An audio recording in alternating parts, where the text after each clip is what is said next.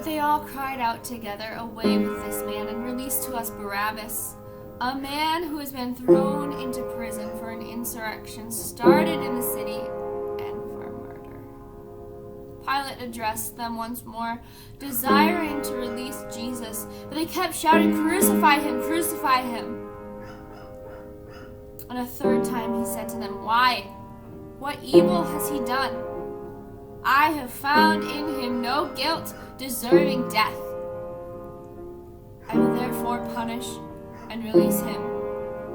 But they were urgent, demanding with loud cries that he should be crucified, and their voices prevailed. So Pilate decided that their demand should be granted. He released the man who had been thrown into prison for insurrection and murder, and for whom they asked, but he delivered Jesus over to their will. And as they led him away, they seized one, Simon of Cyrene, who was coming in from the country, and laid on him the cross to carry it behind Jesus. And there followed him a great multitude of the people and of women who were mourning and lamenting for him. But turning to them, Jesus said, "Daughters of Jerusalem, do not weep for me, but weep for yourselves and for your children. For behold, the days are coming when they will say, 'Blessed are the barren and the wombs that never bore and the breasts that never nursed.' Then they began to say to the mountains, 'Fall on us,' and to the hills, 'Cover us.' For if they do these things when the wood is green, what will happen when it is dry?" 2 others who were criminals were led away to be put to death with him. And when they came to the place that is called the Skull, there they crucified him, and the criminals, one to his right and one on his left. And Jesus said, "Father, forgive them, for they do not know what they do." And they cast lots to divide his garments. And the people stood by watching, but the ruler scoffed at him, saying, "He saved others, let him save himself, if he is Christ of God, his chosen one." The soldiers also mocked him, coming up and offering him sour wine and saying, "If you are the king of the Jews, save yourself." There was also an inscription over him, "This is the King of the Jews." One of the criminals who were hanged railed at him, saying, "Are you not Christ? Save yourself and us." But the other rebuked him, saying, "Do you not fear God, since you are under the same sentence of condemnation? And we indeed justly, for receiving the due reward of our deeds. But this man has done nothing wrong." And he said, "Jesus, remember me when you come into your kingdom." And he said to him, "Truly I say to you, today you will be with me in paradise." It was now about the 6th hour, and there was darkness over the whole land until the 9th hour, when the sun's light failed, and the curtain of the temple was torn in two.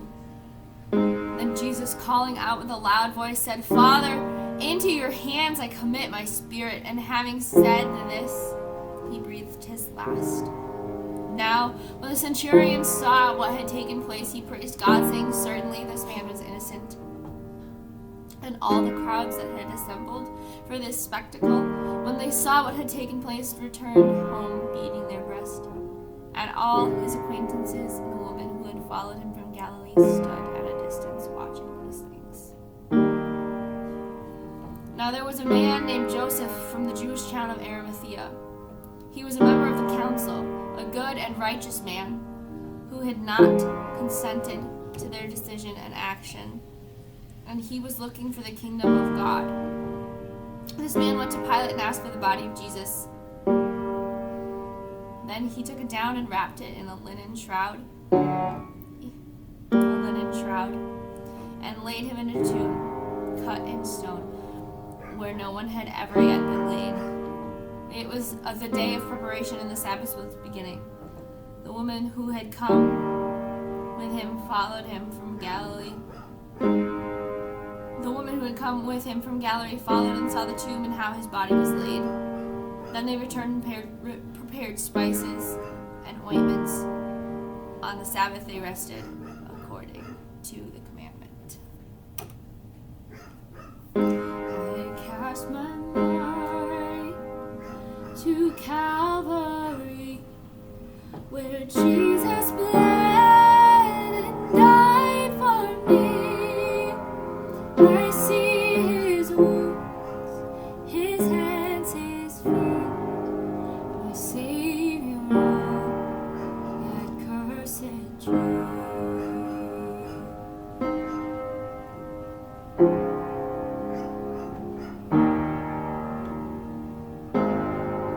His body bound and drenched in tears, they laid him down in Joseph's tomb, the entrance sealed by heavy stone. Messiah still and all alone.